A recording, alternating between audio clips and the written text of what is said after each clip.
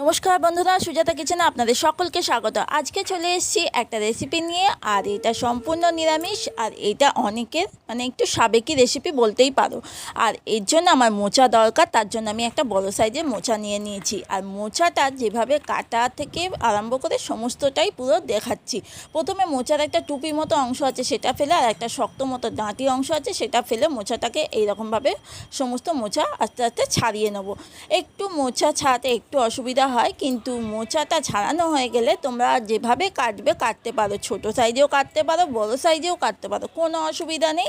এই মুইঠা তৈরি করতে গেলে যে মোচার তরকারির জন্য আমাদের ছোট ছোট সাইজ কাটতে হবে, ঠিক আছে, কিন্তু এই মুইঠাটা করব, এটা কিন্তু তুমি মাঝারি সাইজে কাটলেও হবে বা গোটা এরকম রেখে দিলেও হবে, কোনো অসুবিধা কিন্তু নেই। এবার আমি এর মধ্যে দিয়ে দিচ্ছি দুখানা আলু। এবার আলুটাকে দিচ্ছি, দিয়ে সামান্য নুন দিচ্ছি, আর তার মধ্যে হলুদ দিচ্ছি, দিয়ে এবার এটাকে একটু ভালো করে সিদ্ধ করে নেবো। যেহেতু হলুদটা দিলে, নুন হলুদ দিলে কি হয়, মোচার কষটা কিন্তু বেরিয়ে যায়। এবার দেখো ভালো করে ফুটতে শুরু করে দিয়েছে, আলুটা মোটামুটি একটু সিদ্ধ হয়ে গেছে। এবার আমি মোচারটাকে একটা ঝোলার মধ্যে জলটা ছেঁকে নেবো। এবার এটার মশলা তৈরি করার জন্য আমি নিয়ে নিয়েছি বেশ খানিকটা আদা নিয়েছি, একটু ধনে নিয়েছি, কাঁচা লঙ্কা নিয়েছি, আর তার সঙ্গে দেখো আমি এখানে 2 চামচ মতো জিরে আছে, আর এখানে কাঁচা লঙ্কা পাকা কাঁচা লঙ্কা নিয়েছি। মশলাটা রেডি হয়ে গেছে। এই মশলাটা দিয়ে দুটো প্রসেসেই লাগবে। প্রথম প্রসেসটা যেইটা দেখাচ্ছি, সিদ্ধ হয়ে গেছে যখন আমাদের মোচাটা, তখন একটা মাঝারি যে আমাদের ব্লাইন্ডার, সেই ব্লাইন্ডারে নিয়ে মোচাটাকে একটা পেস্ট বানিয়ে নেবো। দেখো এটা আমার একবারে কিন্তু হয়নি, দুবারে করতে হয়েছে, যেহেতু বেশি পরিমাণটা ছিল মোচার। আর একটা আমি বড় সাইজের মোচা নিয়ে করছি। আর এই দেখো এইটা একটা থালার মধ্যে আমি ঢেলে দিচ্ছি। এই দেখো আমার যে পেস্টটা, আর পেস্টটা একদম মিহি করবে না। আর এখানে 1 বাটি আমি চালের গুঁড়ো দিয়েছি, আর অল্প করে একটু আমি কর্নফ্লাওয়ার দিয়েছি। তোমরা চাইলে কিন্তু কর্নফ্লাওয়ার যাওয়া বেসনও দিতে পারো। আর এখানে 1 চামচ আমি মশলা বাটাটা দিয়েছি, তার মধ্যে একটু মিষ্টি দিয়েছি 1 চামচ, আর 1 চামচ পরিমাণ মতো নুন দিয়েছি, একটু হলুদ দিচ্ছি। এবার দিয়ে সমস্ত উপকরণগুলো দিয়ে ভালো করে এবার মাখিয়ে নিতে হবে। কর্নফ্লাওয়ারটা, চালের গুঁড়োটা দিলে কি হয়, বেশ মচমচে হয় খেতে। আর এইভাবে একটু গরম মশলা দিয়েও একটু মাখিয়ে রাখলাম। এবার মাখিয়ে রাখার পর দেখবে, যেহেতু একটু কর্নফ্লাওয়ার আছে, চালের গুঁড়ো আছে, বেশ মাখাটা না একটু শক্ত, শক্ত না, বেশ আঠা আঠা টাইপের হয়ে যাবে।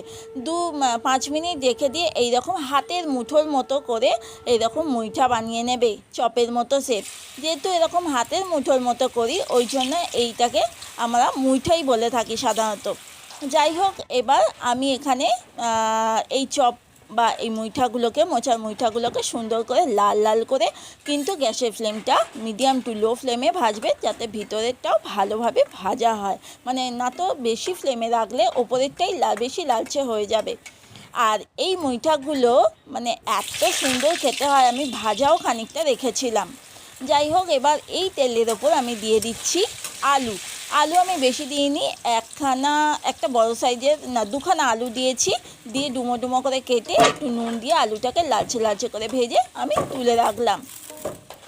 আর এই যে এখানে তেলের মধ্যে আমি দিয়ে দিচ্ছি গোটা গরম মশলা, তেজপাতা, শুকনো লঙ্কা, আর তার মধ্যে দিয়ে দিচ্ছি, এইটা একটু নেড়ে ছেড়ে তার মধ্যে দিয়ে দেবো একটু গোটা জিরে। এই ফোড়নটা দিয়ে তারপর আমি দিয়ে দিচ্ছি টমেটো। এবার দিয়ে টমেটোটা একটু নরম হয়ে যাবে, ততক্ষণ পর্যন্ত একটু নাড়াচাড়া করছি।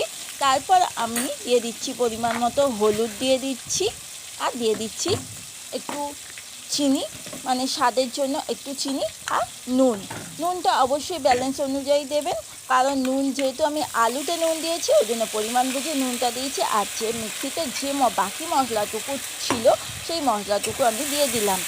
এবার দিয়ে ভালো করে এটাকে কষাতে হবে যতক্ষণ পর্যন্ত তেল না ছাড়ছে আর কাঁচা গন্ধটা না যাচ্ছে। এত ভালো হয় বন্ধুরা, মোচা দিয়ে এই রেসিপিটা তৈরি করতেই পারো। আর মোচা সাধারণত একটু নিরামিষেই বেশি চলে। যাই হোক, এর মধ্যে আমি আলুগুলো দিয়ে দিয়েছি, দিয়ে নাড়াচাড়া করে আমি জল দিয়ে দিলাম। আর এই জলটা দিয়ে এবার আমি ঢাকা দিয়ে দেবো, যাতে আলুটা একটু সিদ্ধ হওয়া পর্যন্ত। এরপর দেখো ঢাকনাটা খুলে আমি অবশ্যই দেখব আলুটা আগে সিদ্ধ হয়েছে নাকি, কারণ এই যে মোচার মুইঠাটা দিয়ে আমি কিন্তু গ্যাসটা অফ করে দেবো। এই যে মোচার মুইঠাটা দিচ্ছি, একদম ঝোল টকবক করে ফুটছে, তখন মুইঠাটা দিয়ে দিচ্ছি।